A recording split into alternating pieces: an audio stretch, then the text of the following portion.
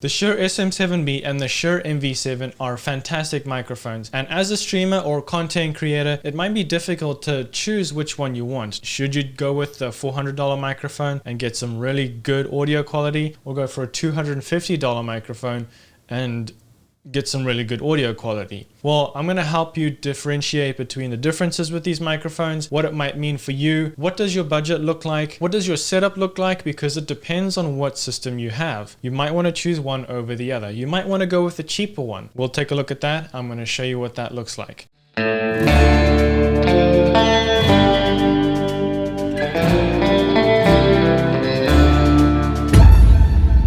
My name is Murray. Apparently I make the worst tutorials ever, but at least I don't make the worst comments ever.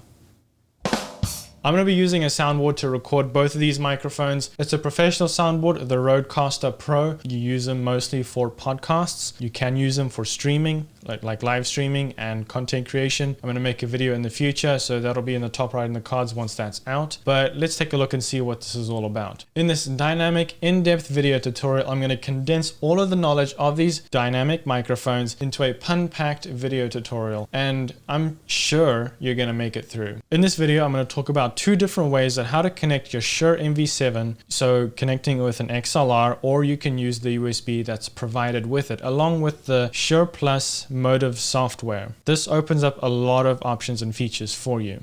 I'm also going to show you how to do audio treatment to your Shure MV7 microphone, and to be completely honest, I could show you how to do that with the SM7B, but that's not necessary. I will show you some features on the back of the microphone, but ultimately you'll want to keep it at its neutral settings so that you can do what you want to do later on in post. I'll give the pros and cons to both microphones, what's good about the Shure SM7B, what's good about the Shure MV7 microphone, as well as what's bad about them, and what I personally just don't enjoy, which, to be completely honest, there's not a lot to not enjoy about these microphones. I'm going to run some tests as well to see what it sounds like whilst you're typing or gaming, to see if the microphone picks up those keys when you're pressing them, and how to eliminate those sounds in case that does make it into your microphone. I'm also going to show you how to record through both audio channels on the Shure MV7 microphone. Currently it's being recorded through the USB cable right over here, as well as the XLR cable. You can do it simultaneously, and I'm going to show you how to do that too. And the reason why I'm doing this video, well, we gave away 4 of these Shure MV7 microphones in the past. People loved it, and I gotta show you how to use them, otherwise what's the point? I'll also be putting an in-depth full review of the Rodecaster Pro, which is a fantastic soundboard which you can use as a live streamer, like on Twitch or YouTube. And there's a lot you can do with this board. You can even play music or a phone call right from your phone so that your chat can hear everything that's going on. If you want to see that video, subscribe and stick around for the future. Okay, so this portion of the video, I'm going to exclusively be using the Shure MV7 microphone. It's currently going through the XLR into my Rodecaster Pro, which is being recorded to an SD card, and that's what you're hearing right now. Now if we switch to what I'm recording in OBS, I've sent the line from the USB into OBS, and it's recording a separate channel there. So now you know what it sounds like when I'm recording from the microphone through the USB into the SHUREPLUS Motive app, and then it goes into OBS, or you can do Streamlabs OBS or XSplit, whatever software you're using, and you can see that there's honestly not a huge difference as far as audio quality. Now with the SHUREPLUS Motive, it's a fantastic little app here. You can go with the auto level or the manual level, and you can choose what audio settings and treatment you can use for it. It might sound a little different in OBS as opposed to what I'm recording on the Rodecaster Pro, because there are some slight EQ and compressors that I'm using in the software that I'm not using on the Rodecaster Pro. But as far as audio quality goes, it's pretty much the same. There's not a whole lot of difference to it. Okay, so now what we're going to take a look at is this microphone on the screen with the app,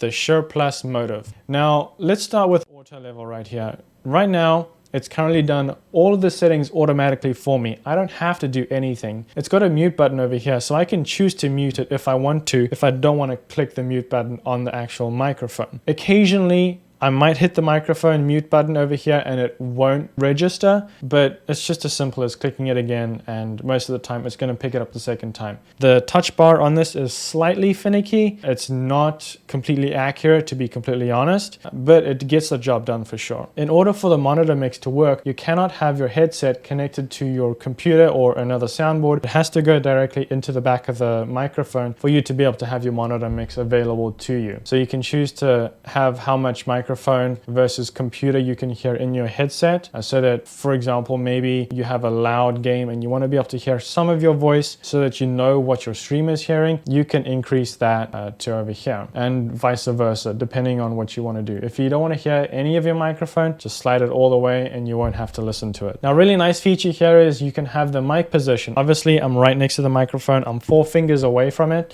so I'm going to click near. But if I'm, further away, I can click far. And if I have the microphone further back like this and I'm talking, it should sound pretty normal. I'm looking at my OBS levels right now. It's hitting about -5 dB, almost 0 actually. So audio sounds and looks good on the graph here. I'm going to click near again, and essentially what it's doing is increasing and decreasing your gain. Now you can choose between the tone of your voice. So if you kind of want a deeper, darker sounding voice, you can click dark. I feel like it might distort it a little bit, as well as having a bright voice, it might distort it just a little bit to be able to tailor to those. So I'm just going to keep it natural. That's usually what you want to do anyways, because most of the time you're either adding EQ in OBS or your soundboard like what I'm doing, or in any other editing software that you might use. Live meters, this is actually kind of nice. So right on the microphone here, I can choose how much these lights light up. So if I click live meters, it's actually going to bounce up and down like a normal audio meter would do when it's picking up audio levels. I don't like that because I want to be able to see what my microphone level and headphone level is at, so I can just disable that. Night mode, it just turns down the brightness of the lights on your microphone just in case they're distracting. Honestly, I don't see much use for that, but it's there nonetheless. Now, when you've got presets here, you can choose to click the drop down menu and click save, and you can save that preset. And then when you want to, let's say, change it up for maybe a podcast or something else, you can just click your preset and go with that. Now with manual, this is really nice because, well, first of all, you've got the mute button which you had in the auto level, but now you've got mic gain. So instead of choosing in auto level, choosing near and far, you can choose how much of that gain you want. Now I'm not going to do it right now because it's going to interfere with OBS's recording, because that's what you're hearing right now, the microphone going right into OBS via USB. Again, you have the monitor mix, which I've already explained, and now you have EQ, which is, well, it's EQ, so making your voice sound nice. So right here you've got a high pass filter which kind of reduces background sounds, thuds, maybe you have an AC going or something like that. That's nice. Now you've also got a presence booster which kind of just adds a little bit of oomph to your voice. Nothing crazy and nothing special. It just adds a little bit of EQ, essentially the name is, to your voice. Now you can choose to have the high pass and the presence boost at the same time. Honestly, I don't notice a huge difference with these. I've used this microphone and the software for the last 2-3 months now, and there isn't a huge difference. It might be noticeable for you, and that's totally fine. Maybe you have an air conditioning unit or something, great, but I would just use a noise gate then in OBS. But I'm going to stick with EQ at nothing, just flat, so that I can have flexibility later in post. Now limiter, this is really nice. I can choose to have the really loud sounds get cut off or reduced in volume, and the really quiet sounds increased a little bit, so it's got like a range, kind of like the ideal or optimum range for your audio. So if you want to click on that, your voice isn't going to be peaking. So when I talk loud, it's not really going to peak all that much. Now the compressor, this is just going to add again a little bit of EQ to your voice, so you can choose to have light, medium, or you can choose to have it on heavy, and you can hear that difference. It's not huge, it's minimal, but it's there nonetheless. I'm going to keep it off because that's just how I like it. Again, you've got live meters and night mode, just like I explained earlier. Alright, so now onto the Shure SM7B, which there's not a whole lot to it. It's a very basic and simple microphone, yet very powerful, and is one of the industry standards when it comes to voiceovers or voice acting. So you don't have USBs coming out, you don't have headphones coming out, you just have this XLR cable coming out, and you can put it in your soundboard. So for example, even with the Shure SM7, the Shure MV7, it's really complicated, okay? Easy. You can put it into the XLR input here, so with both microphones. This is a $50 Behringer, what is this? The UMC22. I'll leave a link down below. It's 50 bucks. I used to use this for my video tutorials with the Shure SM7B. Fantastic. People talk about how gain hungry the Shure SM7B is. I didn't have an issue with it with this. It works just fine, as well as the GOXLR. So you can use the GOXLR. It's got 72 dB or so. That's a huge range. It's really good, higher than most actually, and it's obviously got the XLR cable in the back there, which you can obviously use both mics for this. This is a fantastic soundboard, and honestly, when I got the Rodecaster Pro, I was a little sad because I could separate my Discord into its own channel, which was super nice. I can't do that with the Rodecaster Pro. At least I haven't figured that out yet. So I'm still going to be looking into that. Wait for that full tutorial if you want to learn how to do that. So there's lots of options to be able to use the Shure SM7B. People talk about having a cloud lifter for it. I haven't owned a cloud lifter, and all my audio sounds great with the Rodecaster Pro, the Behringer UMC22, and the GOXLR. All fantastic. Don't need that. Now it does have some audio treatments in the back of the microphone here. So you've got the bass roll off, you've got the perspective, and you've got the presence boost. But I recommend keeping these at its default or level EQ so that you don't have to worry about any issues. Not that you're going to have those, but it gives you more flexibility in post, and you're not essentially having EQ done in your microphone. You kind of want to do that in your soundboard or in your editing software of choice, or in your streaming software like OBS or Streamlabs OBS. Okay, so now we're going to do a comparison. Right now you're hearing the Shure SM7B, which is great. And my face is currently about 4 fingers away from the microphone, maybe 6. And this is generally the distance that I would have my microphone from my mouth. Now, if we switch to the Shure MV7 microphone with the XLR, it still sounds really good, especially for a $250 microphone. This is a really great option. Now, let's say you can't afford $250 for a fantastic microphone like this. You can still get, for example, the pod mic, which is $100. Similar to this, $100 is really the standard when it comes to audio quality for an XLR. And then just grab one of these, a $50 audio interface, or there's also the Scarlett, and you can get a really fantastic audio quality for $150 if you can't afford the $250 Shure MV7. Now, you've heard both XLR options with these microphones, but how does the Shure SM7B compare with the Shure MV7's USB option? So this cable right over here. I'm recording simultaneously with XLR and USB so we can get that comparison. So right now you're listening to the Shure MV7 through the USB, and I'm about 4 fingers away from the microphone. And right now I'm looking at my audio levels in OBS. It looks great. I'm recording directly to OBS through the USB, and I don't see any peaking or any audio abnormalities.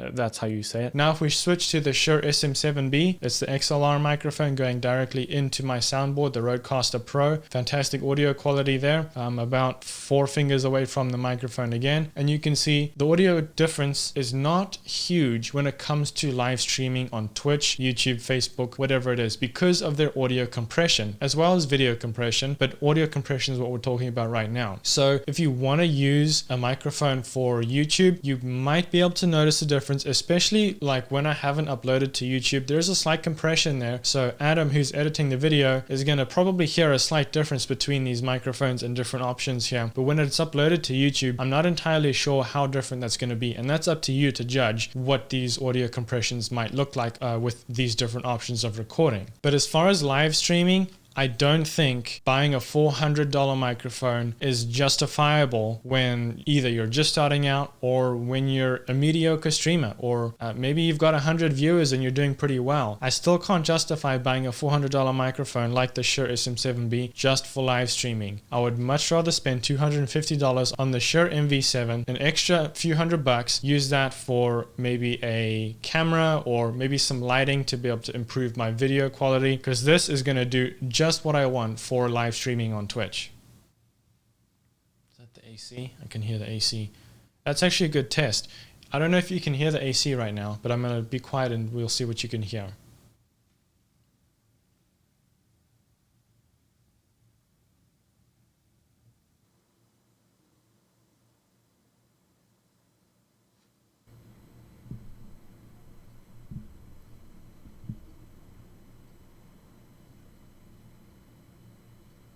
So that'll be interesting to go back to. We'll listen to the Shure SM7B with the XLR. We also did the Shure MV7 with the XLR, but we also did the USB with the Shure MV7. I'm curious to know what that sounded like. So in conclusion, both of these microphones are really good, and depending on what your situation is, one could be better than the other. Now, really quick, I want to highlight some of the cons of these microphones, and they aren't that common or that big. With the Shure MV7, the windscreen comes off very easy, and it can get a little annoying. It's kind of like loose there, as well as the plosives, so the p sounds with when you say P's or T sounds. They can sound a little more prominent than with the Shure SM7B. The reason being is because the pop filter here is about half of the mic before the actual capsule. So it's a huge pad as far as the P sounds into the microphone, but that also is why it's a pretty gain heavy microphone, which can be a drawback to some soundboard. As far as the ones that I use, I haven't had any issues. The GOXLR has 72 dB of gain, which is very high, or I shouldn't say very high, but it's better than most, which means you don't need a cloud lifter for this microphone. The same thing for the Rodecaster Pro, as well as the this Behringer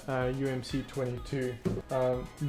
Very useful. You don't need any gain for that. Great microphone. It's nice that you got these filters here in the back here, which aren't huge, like game changing. I do all my EQ in editing. One other thing here is the Shure SM7B has a thumb screw to screw your microphone onto the boom arm. With the Shure MV7, there's no like turny thing or thumb screw. You have to turn the whole microphone, which means you have to unplug the cables to screw that on. Not a big deal, just an inconvenience, but it would have been nice to see that thumb screw as well to be able to screw that on. Pros, obviously, if I would choose this microphone over the Shure SM7B, is it's got two audio channels, so the XLR input and the USB, which is a micro USB. It should be a USB-C. Come on, Shure, it's 2022, 2021, not 2022. Getting ahead of myself. I don't want this year to end though. But it should be USB-C, and it's micro USB. Not a big deal for me, but it does need to be up to date in my opinion. But I would choose this because of the functionalities you get at $250.